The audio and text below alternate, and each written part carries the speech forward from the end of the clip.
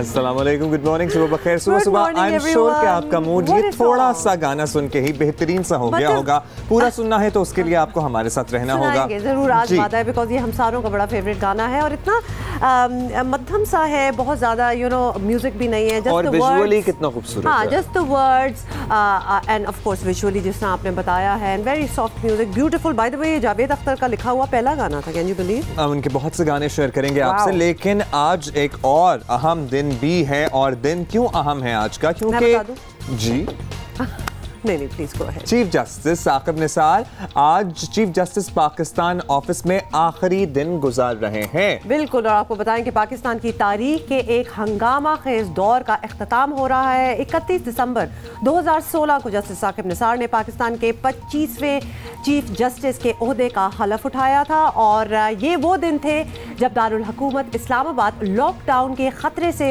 बाहर आया ही था और सुप्रीम कोर्ट के रूबरू निहायत अहम मुकदमात आ चुके थे। आपको ये भी बताएं कि चीफ जस्टिस साकिब निसार के दौर में ही पैनामा समेत कई अहम मुकदमात के फैसले भी आए और बहुत से ऐसे इक़दाम भी देखने को मिले जो उससे पहले अदालती तारीख में कभी नहीं उठाए गए थे। तफ्तीशी इदारों को एक तरफ रखकर JIT बनाकर तहकीकात कराना, हुकूमत के इंतजामी इख्तियारात और अफसरान की तरक्की और तबादलों पर अहकामात, अस्पतालों और जेलों के गैर मामूली दौरे और रिकॉर्ड तादाद में अज खुद नोटिस लेना, आबादी के कंट्रोल करने की तदाबीर और सबसे अहम डैम फंड कायम करना चंद याद रखे जाने वाले इक़दामात हैं। चीफ जस्टिस के इन इक़दामात पर कभी कभी तनकीद भी हुई है। एग्जेक्टिव का जो रोल है, जो हुकूमत का है, वो भी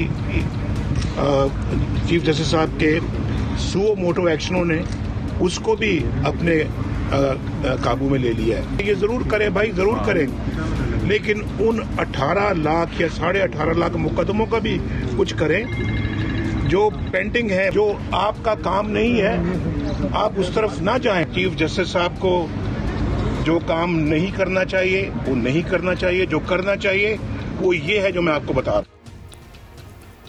लेकिन चीफ जस्टिस ने कई जगह खिताब करते हुए अज खुद नोटिस समेत इन तमाम मामलात पर खुलकर बात भी की। कोई ये बता दे कि हमने अपनी सुओ मोटो जुरिस्डिक्शन में फंडामेंटल राइट्स के हवाले से कहीं ट्रांसग्रेस किया है?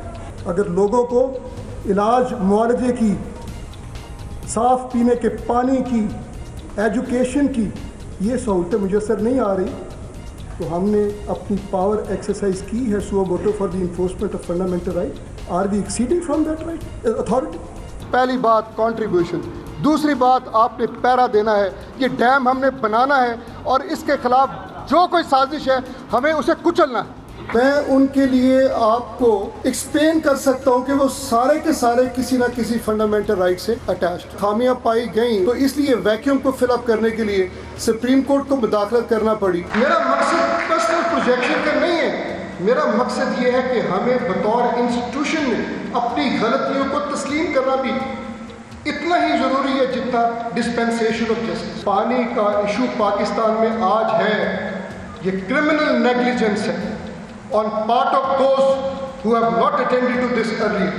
कैंपेन शुरू कर रहे हैं कि हमने पॉपुलेशन ग्रोथ को, पॉपुलेशन की जो ये बहुतात है, जो एक्सप्लोजन है, इसको किस तरह से कंट्रोल करना है। ज़ाती प्रोजेक्शन शायद मेरा शौक नहीं है, वो बाबा इशफाक का बाबा अपना तस्वुर लेके बैठूं जो बुक्कल मार के किसी को कर्ज देके किसी की मदद करके भी वो ये नहीं बताता कि मैंने मदद की है। जुडिशरी का काम नहीं होना चाहिए कि वो जाके हॉस्पिटल को रन करना शुरू कर दे, लेकिन मैंने किसी एक हॉस्पिटल को रन नहीं किया। जुडिशरी को guardian of the fundamental rights of the people of Pakistan बनाया गया है। लेकिन बात अगर गुज़श्ता दौर हुकूमत तक ही महदूद रहती तो ठीक था। नए वज़ीर आज़म बनने वाले इमरान खान को भी इक़्तिदार संभलते ही चीफ साहब से शिकायतें होने लगी। चीफ जस्टिस ने कई बड़ी ज़बरदस्त काम किए, लेकिन मुझे थोड़ा सा इतराज़ है उनके ऊपर। एक उन्होंने जो एक चीफ एग्जेक्टिव है प्रोविंस का, वो क्या कर रहा है, उसकी कोई गलती है ये कि वो पूछ रहा है किसी को, कहे जी किसी की बेटी किसी का पुलिस ने ज्यादती की है और वो आके उनको पुलिस वाले से पूछे ना, वो चीफ एग्जेक्टिव है, वो जिम्मेदार है। दूसरी चीज मुझे अफसोस हुआ कि उन्होंने जाके जुल्फी बुखारी को वहाँ कहा सुप्रीम कोर्ट में कि जनाब आपने नेपोटिज्म की बात की, मीनिंग कि मैंने उनको फेवर किया। मैं इसलिए एक्सेप्शन लेता हूं इस चीज को कि किसी किस्म का मैंने किसी इदारे में इंटरफेयर नहीं किया। सियासतदानों के अलावा बहुत से वकला और कुछ मुअज़्ज़ज़ जज साहिबान ने भी चीफ जस्टिस साकिब निसार की राय से इख्तलाफ किया और इनमें सुप्रीम कोर्ट के जस्टिस काजी फाइज ईसा और जस्टिस मंसूर अली शाह भी शामिल हैं। अब हम नज़र डालेंगे कि चीफ जस्टिस का दौर कैसा रहा। माहिर कानून जस्टिस रिटायर शाइक उस्मानी हमारे साथ हैं। जस्टिस साहब, बहुत बहुत शुक्रिया हमें ज्वाइन करने का। सुओ मोटो एक्शन और जुडिशल एक्टिविज्म और फिर खालिस हुकूमती और इंतजामी मामलात पर एक असर रखना चीफ जस्टिस साकिब निसार के दौर का खासा रहा है। आप ये बता दें कि इससे सिस्टम को कितना फ़ायदा पहुंचा है और साथ ही बिल्कुल चलें पहले ये बात कर लें, उसके बाद कुछ दीगर मामलात का तज़किरा करेंगे। अच्छा, मेरा ख्याल है आपको सही तरह आवाज़ नहीं आई। जस्टिस साहब, अब अगर आपको आवाज़ आ रही है तो दोबारा एक दफ़ा रिपीट कर लेते हैं कि हमारा सवाल यही है कि सुओ मोटो एक्शन की हमने बात की है, जुडिशल एक्टिविज्म और फिर खालिस हुकूमती और इंतजामी मामलात पर एक असर रखना चीफ जस्टिस साकिब निसार के दौर का खासा रहा है। इससे सिस्टम को कितना फ़ायदा हुआ है, आप क्या समझते हैं? हमारे मुल्क में जब इलेक्शन के बाद जब नई हुकूमत आई तो पार्लियामेंट भी सही काम नहीं कर रही, एग्जीक्यूटिव भी सही काम नहीं कर रहा, यानी कोई ऐसा है ही नहीं इस मुल्क में कोई ऑर्गेनाइजेशन जो कि लोगों के इंटरेस्ट के मुतालिक कोई काम करे।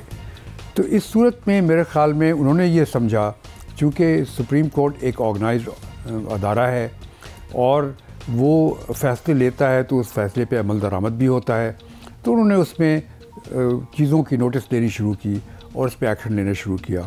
और जब उन्होंने एक्शन लिया और उसका रिज़ल्ट अच्छा हुआ तो उससे वो चीज़ बढ़ती गई और अब आपने देखा कि उन्होंने एक के बाद दूसरे के बाद, लेकिन जितने भी उन्होंने एक्शन लिए उसमें कोई ऐसी चीज़ नहीं की जिसको कि आप क्रिटिसाइज़ कर सकें। उन्होंने जो कुछ भी किया वो पब्लिक इंटरेस्ट में किया। उन्होंने गवर्नमेंट में इंटरफेरेंस नहीं किया।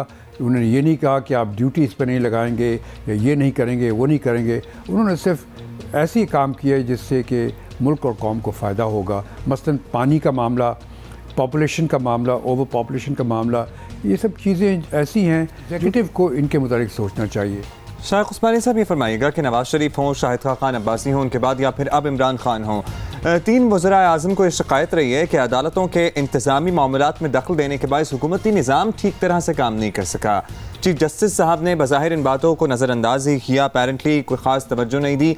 What's your comment on that? हमारे जितने वज़राए आज़म आए उन्होंने कोई ख़ास काम नहीं किया और बस अपना टाइम गुजारते गए, सड़कें बना दी, ये कर दिया वो कर दिया। लेकिन जो मुल्क और कौम के लिए चीज़ करनी चाहिए, जो कि गुर्बत को हटाना चाहिए, लोगों की ज़िंदगियां आसान करनी चाहिए, लोगों को एजुकेशन देनी चाहिए, उनकी हेल्थ फैसिलिटीज़ देनी चाहिए, उनको घर देने चाहिए, वो किसी ने कुछ नहीं किया। तो इस सूरत में तो फिर किसी ने कुछ ना कुछ तो करना था और मेरे ख़्याल में उसमें जुडिशरी ने, चूँकि जुडिशरी का अपना रोल है ह्यूमन राइट्स, जो फंडामेंटल राइट्स प्रोटेक्ट करना, जिसमें सब चीज़ें आती हैं जो मैंने बयान की हैं, तो अगर उन्होंने कुछ किया तो उन्होंने इंटरफेयर नहीं किया मेरे ख़्याल में उनके साथ। उन्होंने वो काम किया जो कि एग्जीक्यूटिव को करना चाहिए था, उन्होंने नहीं किया। सवाल ये है कि अगर एग्जीक्यूटिव का एक काम है वो काम नहीं करती तो कौन कहेगा कि आप ये काम करें? किसी ने तो करना है। अगर वो काम जुडिशरी ने कर दिया तो इसमें क्या मुज़ाहका है?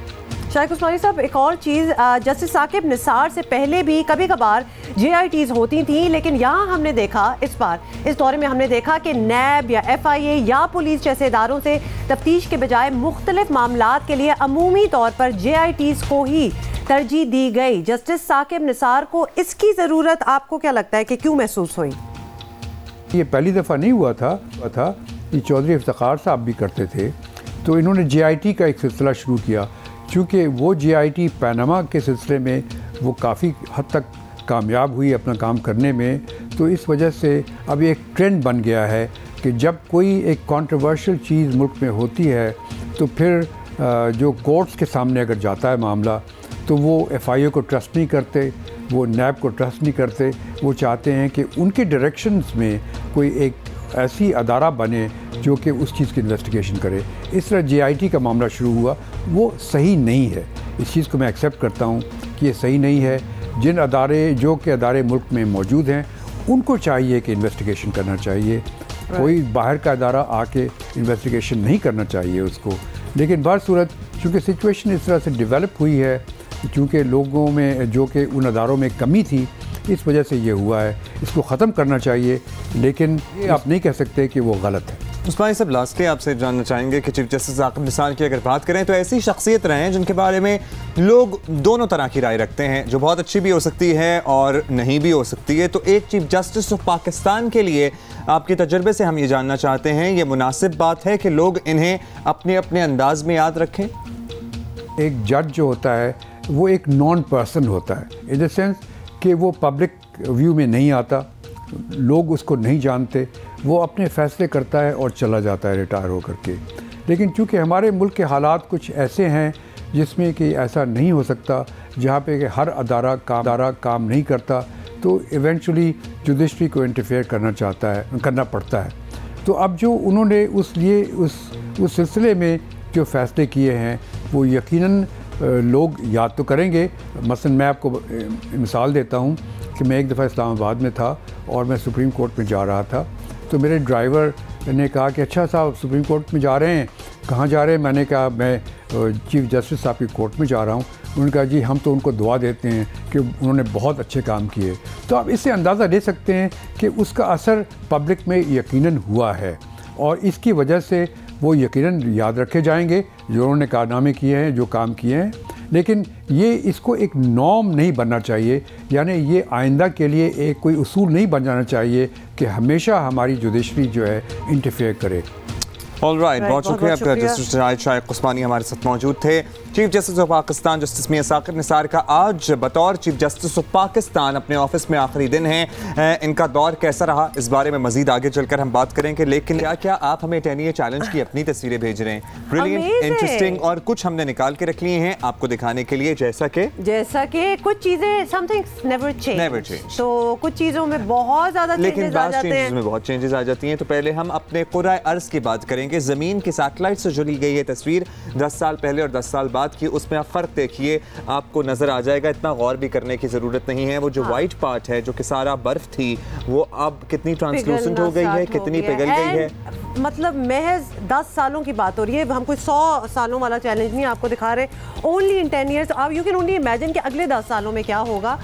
ये global warming is real. Absolutely, ये वो चीज़ें जिस पे कुछ रिफ्लेक्शन रिक्वायर्ड है। कोरल रीफ आप देखें, मतलब जो मशहूर तरीन लोग ट्रैवल करते हैं to see this coral reef बिल्कुल बेरंग बेजान। आपको पता है कि ओशन में प्लास्टिक का कितना मसला है कि सारा डंप जो होता है प्लास्टिक वो ओशंस में होता है। और ये देखें कि एक्चुअली हो क्या रहा है अंडर द वाटर। ये कितनी colourful on the left side 10 साल पहले, और अब आपकी और फिर अब आपको दिखाएंगे वो चीजें जो चेंज नहीं हुई और शायद अगले 50 साल में भी चेंज नहीं होंगी। अब्दुल्ला, वैसे राइट वाली थोड़ी सी ऊंची हुई है, उस पे टायर थोड़े से बड़े लगा दिए। बिल्कुल भी नहीं हुआ। आई एम टेलिंग यू, सिर्फ एंगल का फर्क है, otherwise it's the same and it would always be the same. भाई, a lot of people will argue कि जब चीज परफेक्ट हो तो उसको चेंज करने की क्या जरूरत है, तो लिहाजा आप शायद ये चीज परफेक्ट ही है। थोड़ी बेहतरी आ सके। We wanted to show you.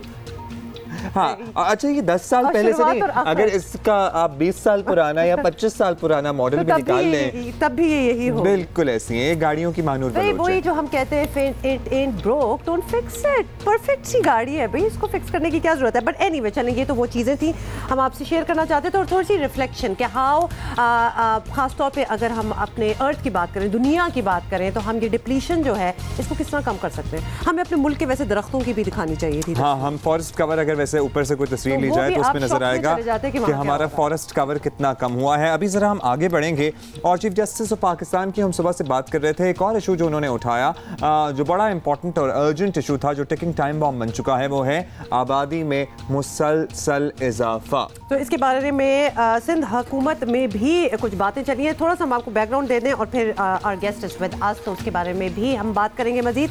खानदानी मंसूबा बंदी फ़कत औरत का काम नहीं, मर्दों को भी तिब्बी तौर पर इसकी तरफ माइल होना चाहिए। सिंध असेंबली की खातून रुकन करारदाद ले आई हैं और मंगल को प्राइवेट मेंबर्स डे पर MQM की खातून रुकन राना अंसर की आबादी को कंट्रोल करने के लिए इक़दामात से मुतालिक करारदाद मंजूर कर ली गई। राना अंसर ने कहा कि आगाही मुहिम बहुत ज़रूरी है ताकि आबादी के लिए मंसूबा बंदी कर सके। राना अंसार इनका नाम है। करारदाद के हवाले से आपको बता रहे हैं कि निसाब में भी इस हवाले से आगाही के लिए मज़ामीन शामिल किए जा सकते हैं, ये एक सजेशन थी। और करारदाद में ये तजवीज़ भी पेश की गई है कि बच्चों की तादाद में इजाफा रोकने के लिए ख़वातीन के साथ साथ मर्दों को भी तिब्बी तरीक़े अपनाने चाहिए।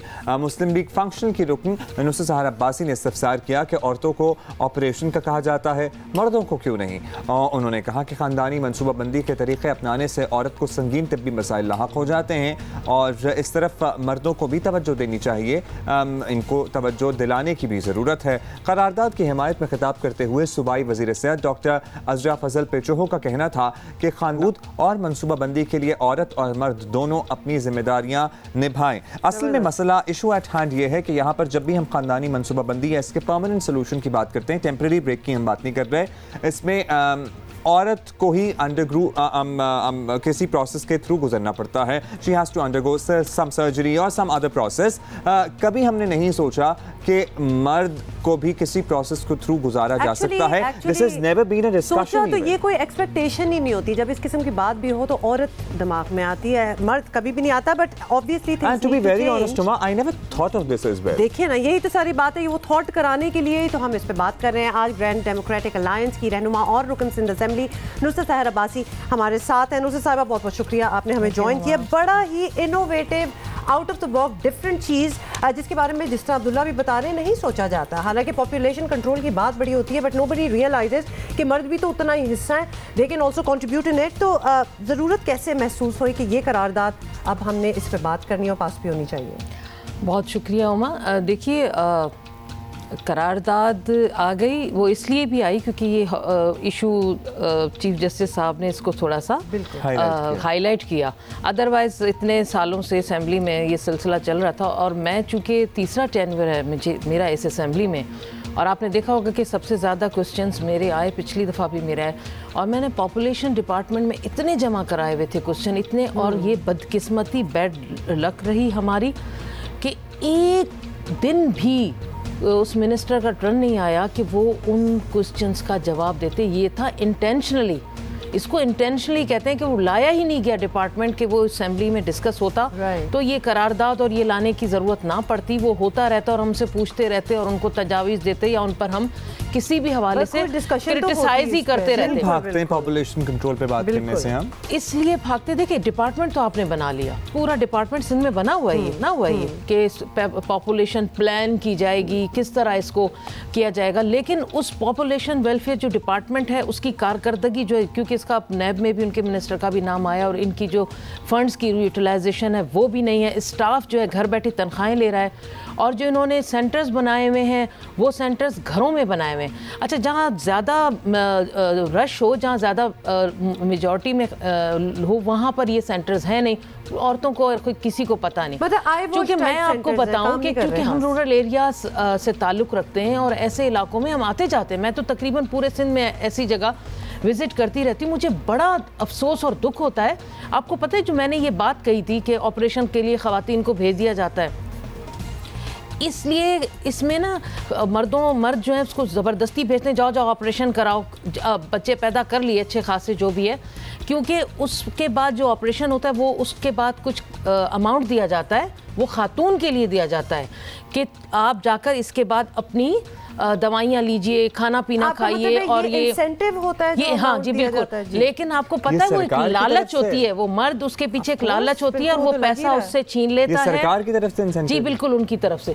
तो ये चीज़ें हैं जिसकी वजह से उनको भेजा जाता है, जाओ जाओ ऑपरेशन कराओ, उसमें पैसे मिलेंगे, और वो पैसे उनसे छीन लिए जाते हैं। तो वाई वुमेन, मैंने यही चीज़ हुआ कि औरत ही क्यों, औरत क्या पैदा करने वाली मशीन है, और एक औरत जब एक बच्चा पैदा करती है, सारी माएँ इस चीज़ को समझ रही हैं और डॉक्टर्स भी इस चीज़ को समझ रही होंगी कि जब एक औरत एक बच्चा पैदा करती है, वो उन 9 मंथ्स और उसके बाद जो वो बच्चे को पालने का प्रोसेस, डिलीवरी का प्रोसेस छोड़ दें, पालने का तो आप छोड़ दें, जो वो प्रोसेस होता है, तो हमने तो ये भी सुना है कि वो कब्र मुंह खोल देती है कि वो इतना तकलीफ दे और कॉम्प्लिकेटेड होता है कि अभी इसकी, तो ये इस चीज़ को देखें, खुदारा 8-8 बच्चे पैदा करना एक औरत, और उसकी हेल्थ, और उसके बाद ना उसको वो डाइट मिले, ना उसे वो खाना पीना मिले, ऊपर से मार धाड़, जो हमारे माशरे में आपको पता है कि मर्द को और तो कुछ मिलता नहीं, चाय भी अच्छी नहीं मिल रहा है, उठा के उसके मुंह पे मार दी कि ये किस तरह का दिया है। तो इस तरह का जो है, उसके लिए हमें इस डिपार्टमेंट को फाल करना पड़ेगा उसको। इसीलिए मैंने वहाँ कहा कि कहाँ कोई पॉपुलेशन वेलफेयर मिनिस्टर, तो उन्होंने कहा कि ऑब्वियसली बहुत ही अच्छी इंडेवर है और इसके बारे में तो बहुत पहले ही बात हो जानी चाहिए थी, लेकिन you are very right, chief justice ने भी इसको बहुत उठाया, तो लिहाजा अब इस पे बात हो रही है। अच्छा, हमारी असेंबलीज जो हैं, असेंबली की ही बात अगर करें हुमा, या अगर आप भी ये बात किसी और जगह डिस्कस करें, या अगर आपने भी असेंबली में करारदाद मंजूर की, तो मर्दा का रिएक्शन जानने में आई एम वेरी इंटरेस्टेड। क्या रिएक्शन था आपके कॉलीग्स का, क्या रिएक्शन? एक तो आपने देखा कि जब मैंने कहा तो उन्होंने उनके कैमरे ने दिखा दिया कि उन्होंने हंसना शुरू कर दिया, ठीक, एक चीज़। और हमारे एक मेंबर खड़े हुए, उनका अपना पॉइंट ऑफ व्यू है, वो इस्लामी, और उस हिसाब से उन्होंने खड़े होकर इसकी टोटली मुखालफत कर दी। नहीं, लेकिन उनका पॉइंट क्या था, क्यों कि ये हमारे मजहब में इसका नहीं है, रिस्क देने वाले ज़ात अल्लाह ताला की है, और क्यों हम इस चीज़ को, अच्छा, औरत या मर्द, वो पूरे उन्होंने पॉपुलेशन कंट्रोल के मुखालिफ उस हिसाब। लेकिन ये चीज़ अब जितने भी हमारे माशाल्लाह पाकिस्तान के मुफ्ती हैं, हमारे मौलाना हजरात हैं, उस चीज़ पर अब एग्री कर चुके हैं कि ये खुदा न खासा अल्लाह पाक की तरफ से इसमें ये नहीं है कि करने से हमें तकालीफ होंगी, बरकत नहीं पड़ेगी, या हम नुकसान के किसी उसमें चले जाएंगे। ये तो एक हमारे माशरे के हवाले से भी है, सोसाइटी में है, हमारे पास इतने सोर्सेज नहीं हैं। आप अगर फिगर्स उठा के देखें अब्दुल्ला, तो पूरे पाकिस्तान में सिंध में सबसे ज़्यादा ये चीज़ बढ़ रही है, और इस वजह से बढ़ रही है चूँकि जो रूरल एरियाज़ हैं वहाँ वो फैसिलिटीज़ हैं नहीं, माइग्रेशन हो गई है सारी अर्बन की तरफ, यहाँ ज़्यादा भरमार है। और फिर हम तो सिंध में, आप और हम तो यहाँ के सिंध के रहने वाले हैं ना, सिंध वासी हैं, हमारी जो ग्रोथ है, पैदाइश यहाँ की, यहाँ जो इलीगल इमिग्रेंट्स आ चुके हैं, जो लाखों की तादाद में, 20, 30, 25 लाख और बढ़ गई है। तो ये भी तो देखिए कि हमारा जो यहाँ पर हमें जो खाने पीना, हमारा रहाइश, हमारी रिसोर्सेज हैं, वो हमारी पूरी नहीं पड़ती, ऊपर से उनकी आबादकारी यहाँ बढ़ जाती है। तो ये तो गवर्नमेंट की सारी जिम्मेदारी होती है कि एक तरफ आप, और जितने भी ये प्रोग्राम्स बनाते हैं ना कि पॉपुलेशन को कंट्रोल करने का प्रोग्राम, बाहर से फंड ले लिया, आप देखेंगे नीचे ग्राउंड तक उसका कोई आपको नहीं होगा। 2020 तक इन्होंने कोई एग्रीमेंट्स किए होंगे, जो MGDs और वो होते, उस पे भी हम बहुत पीछे हैं। अच्छा, तो ये सारी बिल्कुल, देयर इज़ नो डाउट कि पॉपुलेशन इमरजेंसी तो है, हर हवाले से हमको ये सामने नज़र आ रहा है, लेकिन अब करना क्या है? करारदाद तो पेश कर दी, लेकिन आपको अपनी असेंबली में ही पता चल गया होगा कि कितनी आगाही की ज़रूरत है। लोग अभी समझने बिल्कुल नहीं समझेंगे जब तक बिल्कुल उनको सेंसिटाइज नहीं किया जाएगा। तो करना क्या है? मेन चीज़ होती है, जैसे उन्होंने अवेयरनेस की भी बात की, अवेयरनेस के लिए सिंध गवर्नमेंट कोई प्रोग्राम नहीं बना रही, गांव गोठों में अपने निसाब में ले आइए ना, खुदारा निसाब में ले आइए, ताकि गांव गोठों में कहीं जो ये पढ़ रहे हैं बच्चे, ख़वातीन पढ़ रही हैं, रेडियो के ज़रिए करें, वहाँ जाकर अपनी टीम्स भेजें। प्लानिंग नहीं है, विल नहीं है। और मैं आपको बता दूँ, मैं बहुत डिसअपॉइंट हूँ। मैं इतनी इन 3 सालों में, जो मेरा तीसरा टेन्योर है, मैं असेंबली के करोड़ों जो खर्च हो रहे हैं, जो हम रोज़ाना हमारा सेशन होता है, हम करारदादें ला रहे हैं, एक करारदाद उठाकर जो मैं उसमें आपको कह दूं कि इस पर गवर्नमेंट ने अमल कर दिया और हम सुकून में आ गए हों कि हमने इतनी मेहनत की, 2 घंटे डिस्कशन हो गई, बहस हो गई। हमारे पास कम है, गवर्नमेंट की बात करें जाते जाते, we will deviate from this topic, mega money laundering case, ये वो फवाद चौधरी साहब का कराची में होना, क्या चल रहा है? चल तो आपके सामने रहा है, और यकीन माने खबरें यही हैं कि इंशाल्लाह पीपल्स पार्टी में कोई हैं ऐसे लोग? वो जो पीपल्स पार्टी नहीं, जरदारी लीग, पीपल्स पार्टी के जो जियाले हैं वो बिल्कुल इग्नोर्ड हैं, वो साइड पे हैं, और इसीलिए हम कह रहे हैं कि वक्त आने पर आप देखिएगा कि किस तरह होगा। और जरदारी लीग ने जिस तरह पीपल्स पार्टी को तबाह किया और ओमनी ग्रुप को पावरफुल किया, जिसमें मुराद अली शाह साहब की बिल्कुल कंट्रीब्यूशन है, 2008 से उनका नाम आ रहा है कि उन्होंने ओमनी ग्रुप को पावरफुल किया है। 2 कंपनियों से 90 कंपनियां बन जाना मजाक चल रहा है। और मैं जो बजट से सारी स्कीमें निकाल कर उस पर मैंने स्पीच की थी, बिलीव मी कि जितनी भी गरीबों की स्कीमें थी, ट्रैक्टर की स्कीम हो, जो किसानों की स्कीमें हो, जितनी भी थी खरबों की, वो सारी ओमनी ग्रुप को उसका कमीशन। कोई नया तब्दीली लाने की देखिए जी, मैं यहाँ पर क्लियर कर दूँ, जियो पाकिस्तान के प्लेटफॉर्म से हमारी तरफ से, PMLF की तरफ से, आप कभी पूरा पाकिस्तान या पूरा सूबा ना समझे कि हम कोई गैर आईनी कदम उठाएंगे। कोई कुछ भी कह दे, गवर्नर राज या ये, हम कोई गैर आईनी कदम नहीं उठाने वाले। जो कानून के अंदर है, रूल्स में है, रूल्स ऑफ प्रोसीजर में है, विद इन हाउस जो चेंज आता है, हम उसके हामी हैं। वो विद इन हाउस जो चेंज जब और जिस वक्त आएगा आप सबको भी पता चल जाएगा, क्योंकि बहुत जल्दी बहुत सारे लोग जो इस वक्त असेंबली में भी बैठे हुए हैं, उन पे भी नैब के इल्ज़ामात हैं, उन पे भी करप्शन के इल्ज़ामात हैं। तो लाजमी है नैब हमारा खुदारा सिंध की तरफ आ जाए आपके प्रोग्राम की तवज्जो से कि पंजाब में आप बहुत एक्टिव हैं, सिंध में आपको बहुत एक्टिव होने की ज़रूरत है। यहाँ सबसे ज़्यादा करप्ट लोग बैठे हुए हैं जिन्होंने सिंध को खाया, तो यहाँ आइए और यहाँ इंशाल्लाह ताला। बहुत बहुत शुक्रिया आपके आने का। There is never a dull moment जब नुसरत साहिबा हमारे शो पे आती हैं, बिल्कुल क्लियर कट बात करती हैं। Thank you so much for doing what you are doing. We need to, however, move on। और बड़े ही अफसोस के साथ थोड़ी सी मुझे क्रिकेट की बात करनी पड़ेगी। And I am so sorry, we have come to a point जहां हम अफसोस कह रहे हैं, बिकॉज क्रिकेट की आपने हालत देखी है। तो आज की खबर में आपको ये बताना चाहते हैं कि कौन। अच्छा, खुर्रम मंजूर जो बात कर रहे हैं, यही बात जो है ना मैं भी सोच रहा था। इनफैक्ट मेरी कुछ क्रिकेटर्स से मुलाकात हुई, उन्होंने कहा कि पाकिस्तान टीम में अगर आना है ना तो आप PSL में वन टाइम वंडर बन के हिट हो जाएं। डोमेस्टिक क्रिकेट में आपने जितने भी रन किए हों, पाकिस्तान आइडल तो नहीं हो रहा ना कि डोमेस्टिक क्रिकेट में आपने जितने भी रन किए हों, किसी की नजर आप पे नहीं पड़ेगी, किसी की नजर आप पे नहीं पड़ेगी। Maybe you would struggle to get into PSL as well. और अगर आपको तुक्का लग गया PSL में जाने का और अगर आप वहां चल गए तो इसका मतलब है कि आपका करियर कुछ दोस्त हैं, क्रिकेटर्स हैं जिनसे मुलाकात हुई थी चाय पे, तो उनकी ये राय थी। I would not like to mention their names. फिर तो आपको ये अगली खबर जो है इस पे जरा आपको यकीन भी आ जाएगा कि एक्चुअली व्हाट इज हैपनिंग। कौमी क्रिकेट टीम में सिलेक्शन परफॉर्मेंस यानी कारकर्दगी की बुनियाद पर नहीं होती, बल्कि सियासी शख्सियत से जान पहचान पर होती है। ये भी फिर हो ही रहा होगा, बिकॉज कभी कभार आप ऑनेस्टली परफॉर्मेंस देखते हैं और आप क्वेश्चन करते हैं कि व्हाई आर दे हियर। तो ये आपको बता दें कि पाकिस्तान के तमाम डोमेस्टिक टूर्नामेंट्स में टॉप परफॉर्मेंस दिखाने वाले टेस्ट क्रिकेटर खुर्रम मंजूर सिलेक्शन कमेटी पर फट पड़े। उनका ये कहना था, सिलेक्शन पॉलिसी पर कई सवालात उन्होंने उठाए हैं जो मेरे ख्याल में बिल्कुल बजा सवालात हैं। सुनिए क्या कहा। आर्थर तो चले गैर हैं, इंतज़ाम लग तो अपने हैं, उन्होंने फर्स्ट क्लास क्रिकेट खेली, टेस्ट क्रिकेट खेली, कप्तानी की। अगर वो अपने खिलाड़ियों के साथ ज़्यादती करें तो फिर तो एक्सेप्ट नहीं करता दिल। देखें, अल्लाह जानता है एक अच्छे कोच की यही तरबियत होती है अपने शागिर्द को कि करो और भूल जाओ। राशिद भाई से जब भी बात ही बोलें करते जा, आगे बढ़ते जाओ। अफसोस होता है, इंसान जाहिर सी बात है डिसार्ट होता है। पूरे साल मैं इंग्लैंड क्यों नहीं जाता? सिर्फ इसलिए कि मुझे पूरा सीज़न खेलना है। जब सीज़न के लिए मैं यहाँ रुक के मेहनत करता हूँ तो टॉप करता हूँ। टॉप के बाद रिजल्ट क्या है? 0। क्यों? पीछे मेरे बैक पे कोई पॉलिटिशियन की सपोर्ट नहीं। सीधी सी बात है। जो अब मार्केट में बात आती है सुनने में, कोई पॉलिटिशियन की सपोर्ट होगी तो आपका नाम आ जाएगा, आप फलाने को फ़ोन करो, वो मेरी नेचर में नहीं है। आप इस बात से इत्तेफाक करते हैं कि इस्लामाबाद में आपका एक तगड़ा नंबर होना चाहिए, पॉलिटिशियन की सपोर्ट यही बचा है, एक यही बचा। इसके अलावा परफॉर्मेंस तो देख लें आप, कोई टूर्नामेंट बोर्ड का बता दें जो उसमें मैंने टॉप ना किया।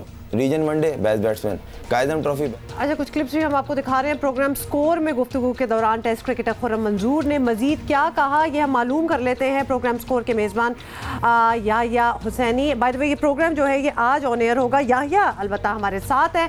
याहिया, हमें बताइएगा कि खुर्रम मंजूर तो ऑब्वियसली काफ़ी नाराज़ नज़र आ रहे थे कौमी टीम की सिलेक्शन पॉलिसी पर। आपको लगता है कि खुर्रम मंजूर की शिकायत में वजन है?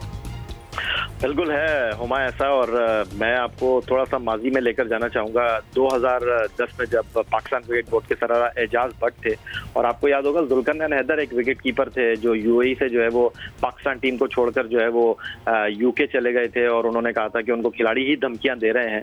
बाद में वो केस ख़त्म हो गया। उन्होंने मुझसे ये कहा था कि उन्होंने वफाकी वज़ीर खेल एजाज जाकरानी को फ़ोन किया था, और उन्होंने चेयरमैन क्रिकेट बोर्ड को फ़ोन किया था कि भाई आप इसने इतनी अच्छी कारकर्दगी का मुजाहरा किया, इसको टीम में लें। अब खुर्रम मंजूर ने यही बात की है, जो डोमेस्टिक क्रिकेट में हर सतह पर शानदार कारकर्दगी का मुजाहरा कर रहे हैं, कि जनाब मैंने परफॉर्मेंस तो दी, हर कुछ मैंने साबित कर दिया, और अब लगता है कि कोई सियासतदान मेरे पीछे नहीं है। और उन्होंने खुलकर ये बात की। अब तो क्रिकेटर खुलकर ये बात कर रहे हैं कि अगर आपकी सियासतदानों से लाइन है तो वो आपको टीम में शामिल करवा सकते हैं।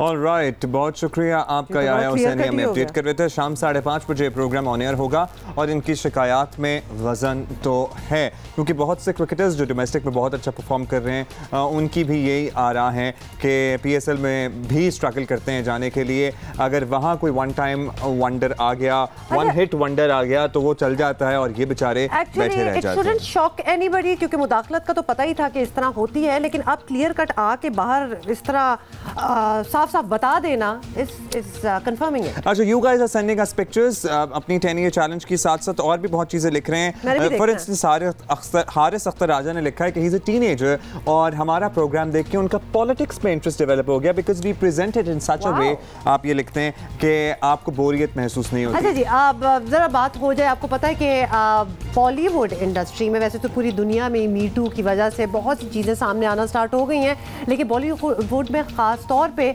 बड़ी शॉकिंग किस्म की जो है रेवलेशंस हो रही हैं।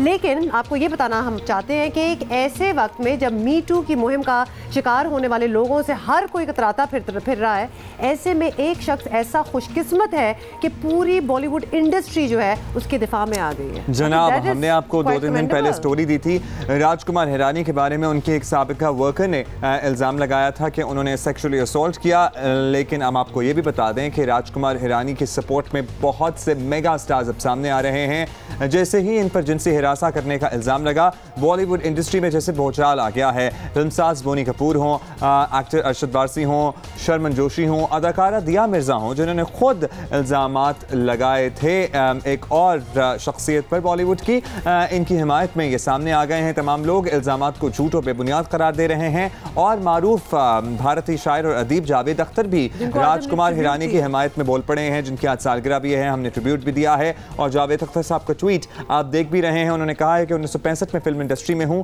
अगर मुझसे पूछा जाए कि गुज़श्ता 5 दिहाइयों में मोस्ट डिसेंट मैन कोई लगता है, तो मेरे जहन में सबसे पहला नाम जो आता है वो राजकुमार हिरानी का आता है।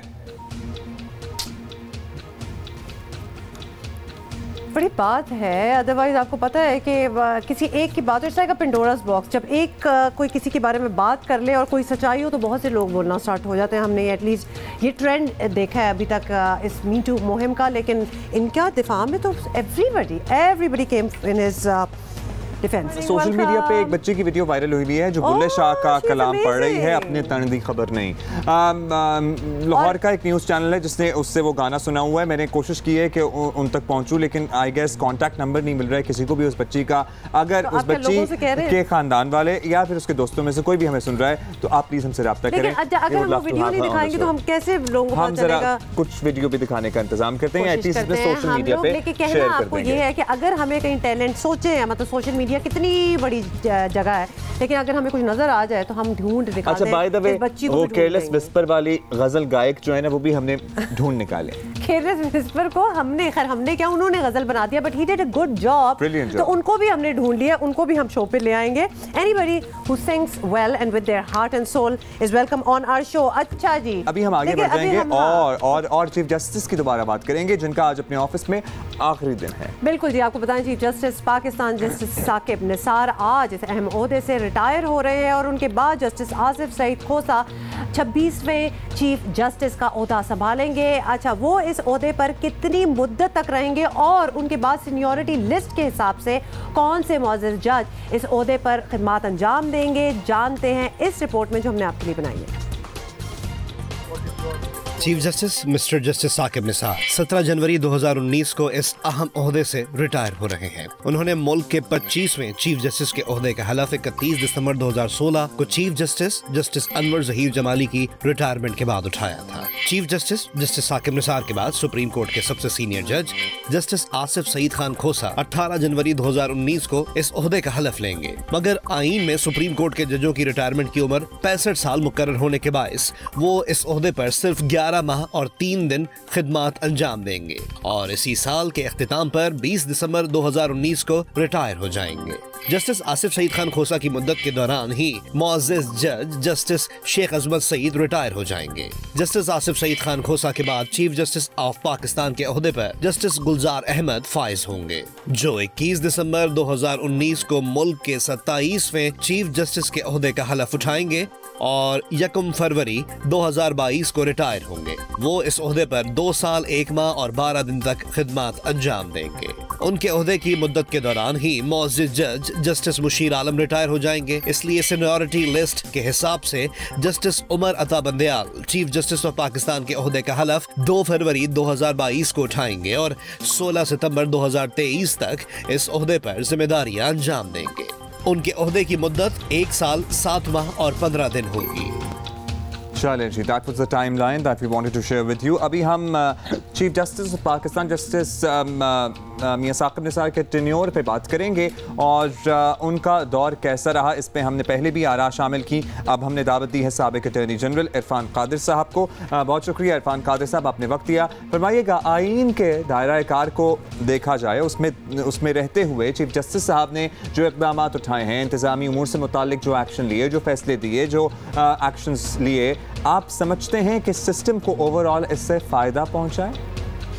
ये इस तरह की चीज़ें के न सिर्फ कि वो अपने जजेस को साथ लेके नहीं चल सके, बल्कि उन्होंने एग्जीक्यूटिव डोमेन में बहुत ज़्यादा इंटरफियरेंस की। Chief ministers, federal ministers, prime ministers सबको अदालतों में बुलाना शुरू कर दिया और उन्होंने अपनी जो इख्तियारात हैं उससे बहुत तजावज़ किया। उन्होंने प्राइवेट हॉस्पिटल, स्कूल्स और ऐसी चीज़ें जो कि उनके करने की नहीं थी और बड़ी सख्त उनकी ज़बान थी और बड़ा सख्ती से वो बात करते थे लोगों के साथ। उस वक्त वो फरते जज्बात में इस कदर बह जाते थे कि वो जो चीज़ें करने वाली थी उनकी वो तो उन्होंने नहीं की, लेकिन उन्होंने एक अपनी पर्सनैलिटी को इस तरह से पेश किया कि जैसे वो कौम की हर दुख का, हर मुश्किल का वो मदावा कर सकते हैं। और इस सारी चीज़ में, इस सारी काविश में जो ड्यू प्रोसेस है उसको उन्होंने डाल दिया। बड़ा कैंडिडली आपने बताया। अच्छा, एक नज़रिया ये रहा है कि डैम बनाने या पीने के पानी की कमी जैसे मसाइल पर किसी हुकूमत ने काम नहीं किया तो अदालत को एक्शन लेना पड़ा। आप बताएं कि इसके अलावा कोई चारा था या नहीं था? आप किस हद तक इस बात से इत्तफाक करेंगे? जी, मैं बिल्कुल इस चीज़ से इत्तफाक नहीं कर सकता, क्योंकि जैसे मैंने आपसे अर्ज़ की कि पाकिस्तान के अदालतों में लाखों केसेस जो हैं वो अल्तवा में पड़े हुए हैं। अपना काम जज साहिबान कर नहीं सक रहे। जज साहिबान बजाय अपना काम करें, वो दूसरे काम उन्होंने अपने ज़िम्मे ले लिए। और अगर इसलिए ज़िम्मे लिए कि उनका ख्याल था कि वो अदारे जो हैं वो अपना काम नहीं कर रहे, लिहाजा जजेस को ये काम करना है, तो फिर जजेस भी तो अपना केसेस जो है वो नहीं निपटा सक रहे और मिलिट्री कोर्ट्स तक की नौबत यहाँ पे आई है। तो फिर कल को जो बड़े बड़े सरकारी अफसरान हैं वो कहेंगे कि चूँकि सुप्रीम कोर्ट, हाई कोर्ट से फ़ैसले नहीं हो रहा है, इसी मंतक के तहत अब फ़ैसले जो है हम करने शुरू कर देंगे और हम इंतज़ार नहीं करेंगे, तो फ़ैसले कर नहीं रहे। Alright, that's logic for it. ये बताइएगा इरफान कादिर साहब कि जस्टिस साकिब निसार का दौर हुकूमतों के लिए बड़ा चैलेंज भी रहा है, इसमें तो ज़ाहिर है कोई शक नहीं है। आपकी राय में क्या आने वाले चीफ जस्टिस साहब को ये पॉलिसी जारी रखनी चाहिए या कुछ तब्दीली की ज़रूरत है यहाँ? मैं समझता हूँ कि आने वाले चीफ जस्टिस साहब जो हैं वो इस पॉलिसी को कतन जारी नहीं रखेंगे और उनसे बड़ी तवक्कुआत हैं हमारी कौम की। और उनके वक्त में जिस कदर अब तनज़ली हो गई है, मज़ीद तनज़ली मैं नहीं समझता कि होने दी जाएगी। और आने वाले चीफ जस्टिस साहब जो हैं वो ऐसे इक़दाम करेंगे जिससे कि जज साहिबान और चीफ जस्टिस जो हैं वो अपने दायरा इख्तियार में रहकर काम करें, ना कि उस दायरे से बाहर निकल के दूसरों की डोमेन में शुरू कर दें। ऑलराइट, बहुत बहुत शुक्रिया हमसे बात करने का और बड़े ही ओपनली आपने बताया how you feel about his tenure. अच्छा जी, we need to move on और आपको पेशावर लेके जाना है हमने, क्योंकि अच्छा हमने पेशावर तो ले जाएंगे, लेकिन मैं सोच रहा था कि एक इंसान ने एक ओहदे पे इतना अरसा काम किया हो, एज एन एक इंस्टीट्यूशन में सर्व किया हो, तो this must be a very emotional day for chief justice साहब इस बार। हाँ, कितना अरसा उन्होंने as chief justice, obviously chief justice के ओहदे तक पहुंचे, जुडिशरी में सर्व करते करते the whole career is ending today. You are very right, yes absolutely, retirement itself I am sure is an emotional time. अच्छा अभी आगे बढ़ेंगे क्योंकि और भी कुछ टॉपिक्स हैं जो हम डिस्कस करने, कुछ मेहमान भी हमारा इंतजार कर रहे हैं, लेकिन जल्दी से आपको ये बताना भी ज़रूरी है कि हुकूमत बनाने में साथ देने वाले इत्तेहादी एक एक करके इमरान खान से रूठ रहे हैं। वज़ीर आज़म के लिए ऑपोजिशन से बड़ा चैलेंज दरअसल अपनों को साथ रखना ही बन गया, इत्तेहादियों को खुश रखना बन गया है। ताज़ा तरीन मसला गुज़श्ता रोज़ सामने आया जब मुस्लिम लीग क़ाफ़ के रहनुमा मोनस सलाही ने कहा कि वज़ीर इत्तलात फवाद चौधरी के बयानात हुकूमती इत्तेहाद को ख़त्म कर देंगे। मोनस इलाही ने सोशल मीडिया पर एक वीडियो शेयर की जिसमें फवाद चौधरी नून लीग, क़ाफ़ लीग और पीपल्स पार्टी में फॉरवर्ड ब्लॉक की बात कर रहे हैं। अच्छा आपको आगे ये भी बता दें कि मोनस इलाही ने वज़ीर आज़म इमरान खान और तहरीक इंसाफ के ऑफिशियल अकाउंट को टैग करते हुए लिखा कि बच्चों को डिसिप्लिन की ज़रूरत है, और इसके बाद फवाद चौधरी ने बयान पर माफ़ी मांग ली। लेकिन क़ाफ़ लीग के सरबराह चौधरी शुजात हुसैन ने कहा कि ऐसे बयानात के बजाय होश के नाखून लेने चाहिए। गुज़िश्ता रोज़ ही हुकूमती इत्तेहादी BNP मेंगल के सरबराह अख्तर मेंगल भी हुकूमत से मायूस नजर आए। मीटिंगों में कमेटियां बनाई जाती हैं और उस कमेटी के बाद फिर कोई मीटिंग होती है तो उस पर कमेटियां बनाई जाती है, तो लगता है ऐसे कोई सीरियसनेस नहीं है, या तो वो अपने दूसरे मसरूफियात की वजह से वो हमारी जो मुतालबात हैं, डिमांड हैं, उनको टाइम नहीं दे पा रहे, या तो वो उनकी तरजीहात में शामिल नहीं है। जहाँ तक हमारे 6 नुकात का ताल्लुक है, उसमें से अफसोस के साथ ये कहना पड़ता है 1% भी उन पर अमल दरामद नहीं हुआ। कल ही के रोज़ MQM के वक्त ने भी वज़ीर आज़म इमरान खान से मुलाकात की, जिसने मंगल के रोज़ अपने तहफ़्फ़ुज़ात से फवाद चौधरी को आगाह किया था। हमने जो हमारे तहफ़्फ़ुज़ात थे, सिक्योरिटी के हवाले से तहफ़्फ़ुज़ात थे, हमने मुकम्मल तौर पर फवाद भाई के सामने रखे हैं। इनके सामने अपनी सारी गुजारिशात रखी हैं और इन्होंने हमें यकीन दिलाया है कि हम जाकर वज़ीर-ए-आज़म साहब से बात करेंगे और कराची के मसाइल को हल करने के लिए वफाकी हुकूमत अपना किरदार अदा करेगी। और पीछे रह गए एक सीट वाले शेख रशीद साहब, तो वो तो पहले ही इस साल को हुकूमत के लिए मुश्किल साल करार दे चुके हैं। अच्छा सरप्राइजिंगली अब ये सारी बातें तो हमने आपको बता दी, लेकिन इसके बावजूद तहरीक इंसाफ सिंध हुकूमत को गिराने की बात कर रही है। बेहतर है कि अपनी सफ़ों को दुरुस्त कर लिया जाए। रहनुमा मुस्लिम लीग क़ाफ़ तारिक बशीर चीमा टेलीफोन लाइन पे हमारे साथ मौजूद हैं, उनसे ज़रा बात करते हैं। चीमा साहब शुक्रिया, आपने वक्त दिया। फरमाइएगा, फवाद चौधरी के बयान पर मुस्लिम लीग नून हुकूमत से काफ़ी नाराज़ नजर आई। मोनस इलाही साहब की ट्वीट भी हमने देखी, क्या वजाहतों के बाद ये नाराज़गी दूर हो गई है? जी बिल्कुल, कोई नाराजगी वाली सच बात नहीं, इसलिए कि हमारा इत्तेहाद फवाद चौधरी के साथ नहीं है, हमारा इत्तेहाद वज़ीर आज़म पाकिस्तान के साथ है, पाकिस्तान तहरीक इंसाफ के साथ है, और उनकी तरफ से हमें कोई शिकायत नहीं है। और जिस दिन शिकायत होगी, जो इत्तेहादियों का एक तरीक़ाकार होता है, उस तरीक़ाकार के तहत हम वज़ीर आज़म साहब से उसको डिस्कस कर लेंगे, और पहले भी डिस्कस करते हैं और इंशाल्लाह शिकायत दूर हो जाएगी। अच्छा ये भी बताइएगा कि आप ऑब्वियसली हम आपको जानते हैं कि आप शुरू से इस हुकूमत का हिस्सा हैं, बल्कि इलेक्शन में भी तहरीक इंसाफ के साथ ही थे। हुकूमत ने अपने दौर में ऐसी क्या गलतियां की हैं कि आप जैसे मुखलिस इत्तेहादी भी तहफ़्फ़ुज़ात रखने लगे हैं?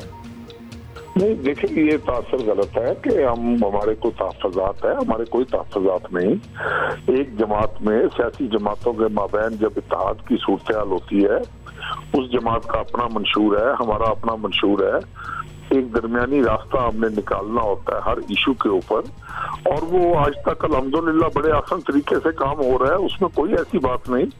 ये अनफॉर्चुनेटली बाहर बैठे हुए लोगों को कोई तहफ़्फ़ुज़ात की फजा नजर आ रही है, हमें तो ऐसी है सच कोई फजा नजर नहीं आ रही। बिल्कुल all right, thank you so much Tariq. Bashir Cheema साहब हमारे साथ मौजूद थे। अभी तो वो ये कह रहे हैं कि जी सब अच्छा है, हमारा कौन सा कोई इत्तेहाद फवाद चौधरी साहब के साथ है, PTI के साथ है।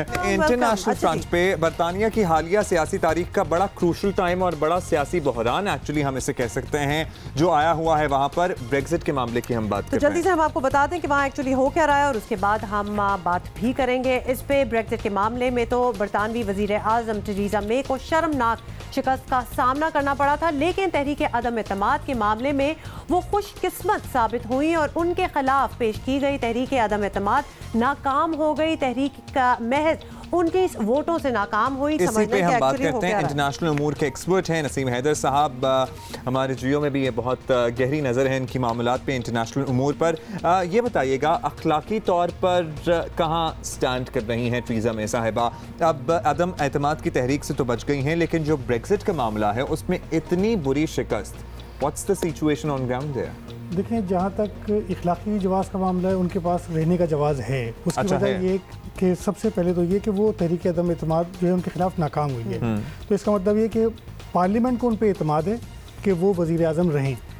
जहाँ तक ब्रेक्जिट डील पर उनके खिलाफ वोट आया वो एक अलहदा चीज़ है। उनकी एक चीज़ पार्लियामेंट को मंजूर नहीं, लेकिन पार्लियामेंट को बतौर वज़ीर आज़म मंजूर है, तो इसलिए उनके पास ये जवाब तो है कि वो वज़ीर आज़म रहें, अपनी टेन्योर को पूरा करें। लेकिन उस टेन्योर को पूरा करने में मसला ये है कि उन्हें इन 2 महीने के अंदर, जिसमें हर दिन जो है वो इम्पॉर्टेंट है और हर दिन जो है वो ज़ाया हो रहा है अब, क्योंकि वो उस डील को जो कि उन्हें बरतानिया को यूरोपीय यूनियन से निकालने के लिए करनी है, उसमें वो नाकाम है। अच्छा, मगर वो डील की बुनियाद पर ही नहीं आई थी। इससे पहले जो वज़ीर आज़म थे उनके जाने की वजह भी यही थी कि वो इसी बुनियाद पर गए थे। तो अब यहाँ अखलाकी जवाब थोड़ा सा मुझे लग रहा है कि वहाँ स्टैंडर्ड कुछ और था, यहाँ कुछ और। असल में मसला ये है कि बरतानिया ने एक गलती की थी ये रेफरेंडम कराकर, और उस रेफरेंडम कराने में उन्होंने इसलिए जल्दबाजी का मुजाहरा किया क्योंकि वहाँ की जो एक छोटी पार्टी है यूकिप, उसके लोग, उन्होंने ये नारा लगाया था जो उनके नाइजल फराज थे कि जिस तरह ब्रिटेन फर्स्ट, कि मुझे अपना मुल्क चाहिए, तो वो यूरोपीय यूनियन से निकलने का नारा उन्होंने इतना पॉपुलर कर दिया था कि कंजर्वेटिव पार्टी को ये खतरा हो गया था कि हमारे सारे अरकान कहीं ऐसा ना हो कि उसमें चले जाएं। जैसे PTI में आपने देखा कि पीपल्स पार्टी और PMLN के लोग जैसे ही PTI को थोड़ा सा उरूज मिलना शुरू हुआ वो उसमें जाना शुरू हो गया। तो इसी तरह कंजर्वेटिव पार्टी के लोग जाना शुरू, रुकनियत उन्होंने छोड़ी और वहाँ से जाके यूकिप में जाके मुंतखब हो गए। तो उन्हें डर था कि यार कहीं ऐसा ना हो कि ये जो रेफरेंडम का इनका नारा है, ये जो ब्रेक्जिट का इनका नारा है, ये कहीं इतना पॉपुलर हो जाए कि यही अगला वज़ीर आज़म। अच्छा, अब sentiment seems to have change. Naseem, तो ये बताएं कि अब अपोजिशन लीडर जेरेमी कॉर्बिन जो है वो इलेक्शन का मुतालबा कर रहे हैं कि इलेक्शन करा रहे हैं। टेरेसा मे रेजिस्टेंट है इस चीज़ पे, ऑल्दो एक सेंटिमेंट अगर बदल गई है तो करा लें इलेक्शन कराना जो है वो डिजास्टर होगा उनके लिए, इसलिए क्योंकि अगर इस वक्त कंजर्वेटिव पार्टी इलेक्शन कराती है तो वो 100% हारेगी। अच्छा। उसकी वजह ये है कि इस वक्त पब्लिक जो है वो चाहती है कि ब्रेक्जिट ना हो। बिल्कुल उल्टा हो गया अब तो। बिल्कुल, और ये ब्रेक्जिट को परसू कौन कर रहा है? कंजर्वेटिव पार्टी की वज़ीर आज़म टेरेसा मे। अगर वो इस वक्त जाती हैं इलेक्शन के लिए तो फिर इस वक्त लेबर पार्टी इलेक्शन बहुत आराम से जीत जाएगी और जेरेमी कॉर्बिन जो है वो उसके लीडर बन जाएंगे। अच्छा, वो डील जो इन्होंने करनी थी वो जो मामलात बीच में थे वो खत्म है, हॉल तो अभी इनके मुज़ाकरात चल रहे हैं। अच्छा, लेकिन मुज़ाकरात का नतीजा कुछ नहीं निकलेगा। उसकी वजह यह है कि जो चीज़ 2 साल में कुछ नहीं कर सके वो 2 महीने में कैसे होगी। ऑलराइट। और फिर यूरोपीय यूनियन तो बिल्कुल तैयार ही नहीं है कि नई डील करे। सही है, सही है। बहुत शुक्रिया आपका नसीम हैदर हमारे साथ मौजूद थे। That was a quick understanding of what is happening in Britain. So देखें, ऐसे भी कौमों के माइंड तब्दील होते हैं। रेफरेंडम में कुछ और आया और उसके बाद हुआ भी था तो वो एक पूरी दुनिया ही उसमें परप्लेक्स थी कि हुआ क्या, समझे बगैर लोगों ने निकलने का फैसला कर लिया है, तो दैट उसके रेपरकशंस अभी हम देखें। अच्छा जी, अब जरा खूबसूरती की बात करेंगे। यूं तो मुल्क भर क्योंकि आपके बाल खराब हुए थे, फिर आप गए, फिर बाल ठीक करके मेरे बाल ठीक हो गए। कभी-कभार हमें ब्रेकें इस वजह से लेनी पड़ती हैं बिकॉज किसी ने हसीन लगना है और उनको नजर आ जाता है कि शायद मालूम हो। अच्छा, यूं तो आपको पता है मुल्क भर में मुख्तलिफ फैशन शोज और फैशन वीक्स के अलावा भी फैशन प्रोग्राम्स होते रहते हैं, लेकिन इस बार कुछ अलग होने जा रहा है। कराची में 25 से 27 जनवरी तक होगा एक जबरदस्त इवेंट जिसको नाम दिया गया है बियॉन्ड ब्यूटीफुल। मतलब आपको दिमाग में क्या आता है जब आप बियॉन्ड ब्यूटीफुल? मेरा ख्याल है कि we are not just talking about how good looking you are, यहाँ पे ब्यूटी, यस, बट इसके अलावा भी इन डेप्थ मुझे लगता है कि यहाँ बात होगी। तो बेसिकली बियॉन्ड ब्यूटीफुल का मकसद सिर्फ फैशन या मेकअप तक महदूद नहीं, बल्कि ये बताना है कि आपके लिए क्या खास चीज़ बनी है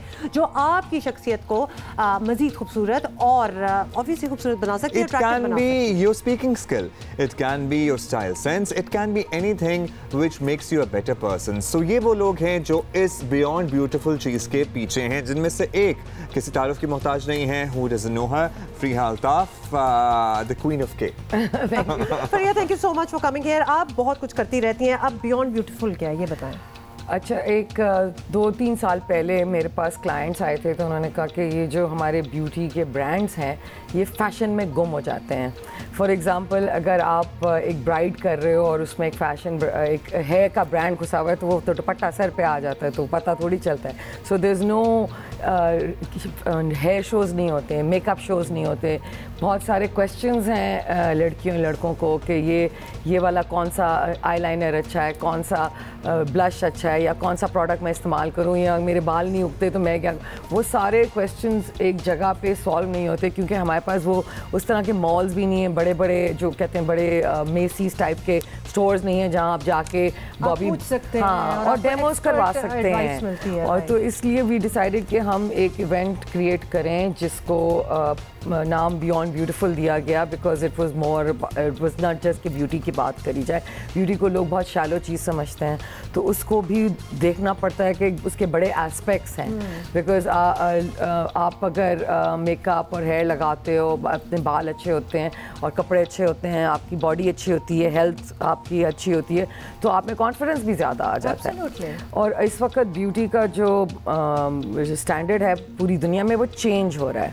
डाइवर्सिटी एक बहुत बड़ी चीज़ है जिसको पाकिस्तान में इग्नोर किया जाता है। ब्यूटी का जो कॉन्सेप्ट है पाकिस्तान में वो सिर्फ महदूद है कि जी लड़की और लड़का गोरा, दुबली और गोरा रंग पे आके हमारे लंबी लंबी। हम बहुत बार ये कह भी चुके हैं कि बिल्कुल फोटो कॉपी हो, इंडिविजुअलिटी को हम बिल्कुल दबाते हैं और भूल जाते हैं कि हमारा सबकॉन्टिनेंट का स्किन कलर गोरा नहीं है। और हम अपनी ओनरशिप नहीं लेते इस चीज़ की। सो ये जो इवेंट है इसमें बहुत सारी चीज़ें हो रही हैं। एक तो पूरा एक्सपो है, हम इसको मैरिट में कर रहे हैं 2 दिन। It's open, so everybody open to the public, no ticketing, ताकि बिकॉज पहली बार हो रहा है तो वी वांट के लोग आएँ और उनको एक्सपीरियंस हो किसी चीज़ का। Experts will be there where these people can ask their questions. जी, बाहर से भी लोग आ रहे हैं। सो वहाँ पे बीच में शोज भी हो रहे हैं जो कि सब लोग देख सकते हैं। सो 25 से 27 जनवरी तक कराची में अगर आप हैं तो मैरियट में आप जाएं, वहाँ पे अगर for instance I walk in, मुझे क्या मिलेगा? सो पहली बात ये कि 26-27 इज द एग्जीबिशन। 25 तारीख को अवार्ड्स हैं ब्यूटी के, और जो बियॉन्ड ब्यूटीफुल अवार्ड्स हैं वो सिर्फ उन लोगों को दिए जा रहे हैं जिन्होंने पिछले साल में सारी परसेप्शन ब्यूटी की चेंज की है पाकिस्तान में। बहुत सारी ख़वातीन हैं, पाकिस्तानी लोग हैं जिनको अवार्ड्स मिलेंगे, Pakistani fashion influencers. No, they are not. आपके नॉमिनीज में बहुत सारे लोग आ जाते हैं। सना मीर आपकी जो क्रिकेटर हैं, बिकॉज उन्होंने स्ट्रॉन्ग इज़ ब्यूटीफुल की पूरी एक कैंपेन की थी।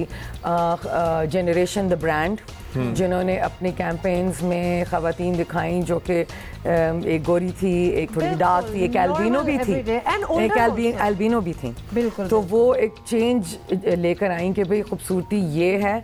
मैं अपनी कैंपेन में ज़रूरी नहीं है कि मॉडल्स जो कि टिपिकल मॉडल समझा जाता है उसको इस्तेमाल करो। I want to use people who are different, real people. So people who are making change and are beautiful on the inside and outside. You know, we have wonderful people like that जो कि काम करते हैं, हमारे stars भी हैं। Lifestyle और fitness की भी बात होगी इस एग्जीबिशन में। सो आपके जो शोज़ हो रहे होंगे एग्जीबिशन एरिया के अंदर, जो शोज़ हो रहे हैं उसमें आपके कुछ जिम्स होंगे जो कि आके डेमोन्स्ट्रेट करेंगे, बातें भी करेंगे कि जी ये वाली एक्सरसाइज बेहतर होती है या ये डाइट बेहतर होती है, fitness. So we have health brands भी, जो हमारे खाने की भी ब्रांड्स हैं वो ज़्यादातर हेल्दी ब्रांड्स हैं, कॉन्सेंट्रेटिंग ऑन दैट। सो आप एक स्टॉल में जा सकते हो, एक ब्रांडेड स्टॉल में, I don't know if I am allowed to say that, L'Oreal के स्टॉल पे आपको बहुत सारे प्रोडक्ट्स भी मिलेंगे, डेमोज भी आप कर सकते हो। आप पहले आकर रजिस्टर कर लो। वेरी राइट, क्योंकि ये मौका आपको हर जगह नहीं मिलता कि आप अपने ऊपर ट्राई करें कि स्पेसिफिकली आपके लिए क्या चीज़ हो। That's wonderful Fariha. अच्छा, लास्ट ये बता दीजिएगा, अब वेडिंग सीजन है तो कुछ डिजाइनर्स वगैरह से भी मुलाकात हो सकती है वहाँ पे? कुछ डिजाइनर्स आपके ऑलरेडी हमारे बोर्ड पे हैं, जिसमें शमून है, सना सफीनाज हैं, फिर बहुत सारे और हैं जिनको हमने जूरी में भी डाला हुआ है जो डिसाइड करें कि कौन कौन जीतेगा अवार्ड को। फिर इसमें बहुत सारे वो लोग हैं, एक्टर्स हैं, आमिना शेख हैं, अदनान मलिक हैं, जो हमारे होस्ट भी हैं, जो कि आके वो कॉन्वर्सेशंस होने वाली हैं इसके ऊपर।